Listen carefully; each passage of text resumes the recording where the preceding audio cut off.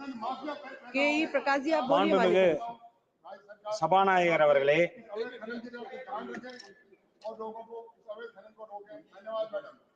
மாண்புமிகு சபாநாயகர் அவர்களே, எனது ஈரோடு நாடாளுமன்ற தொகுதிக்குட்பட்ட தாராபுரம், காங்கேயம், மொடக்குறிச்சி, ஈரோடு கிழக்கு, ஈரோடு மேற்கு, குமராபாளையம் சட்டமன்ற தொகுதி மற்றும் சென்னிமலை பகுதிகளில் தெருநாய்கள் மற்றும் நோய்வாய்ப்பட்ட வெறிநாய்கள் மற்றும் காணப்படுவதால் பொதுமக்கள் மிகவும் அச்சத்திற்குள்ளாகியுள்ளனர்.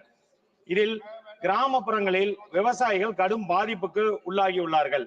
இவருடைய வளர்ப்பு பிராணியான ஆடு, மாடு, கோழிகள் மற்றும் நோய்வாய்ப்பட்ட வெறிநாய்களின் தாக்குதலால் அவ்வகை பிராணிகள் இறப்புக்குள்ளாகி விவசாயிகளின் வாழ்வாதாரம் பாதிக்கும் வகையில் அமைந்துள்ளது.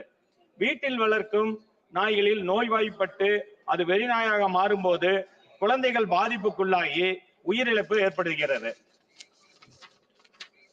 இதனால் ஒன்றிய அரசு நோய்வாய்ப்பட்ட நாய்களின் தாக்குதலுக்குட்பட்ட பிராணிகளுக்கு கணக்கெடுப்பு நடத்தி ஒன்றிய அரசு விவசாயிகளுக்கு இழப்பீட்டு தொகை வழங்க வேண்டுகிறேன். அதே சமயம் நோய்வாய்ப்பட்ட நாய்களை கட்டுப்படுத்த ஒன்றிய அரசு சட்டம் திருத்தம் கொண்டு வர வேண்டும். மக்களுக்கு பாதிப்பை ஏற்படுத்தும் நோய்வாய்ப்பட்ட பாதுகாப்பற்ற வெறி நாய்களை கட்டுப்படுத்த ப்ளூ கிராஸ் அமைப்பு மற்றும் animal welfare board of India எடுக்கும் நடவடிக்கைகள் என்ன என்று தெளிவுபடுத்த வேண்டும். அதே போல வரும் காலங்களில் பாதிப்பு ஏற்படும் போது விவசாயிகளுக்கு பொருளாதார இழப்பு ஏற்படாத வகையில் வீட்டு வளர்ப்பு பிராணிகளுக்கு ஆடு, மாடு, கோழி போன்றவைகளுக்கு ஒன்றிய அரசு உயிர் காப்பீடு செய்து கொடுக்க வேண்டும் என்று தமிழ்நாடு அரசு மூலியமாக கேட்டுக்கொள்கிறேன். தமிழ்நாடு போராடும், தமிழ்நாடு வெல்லும்.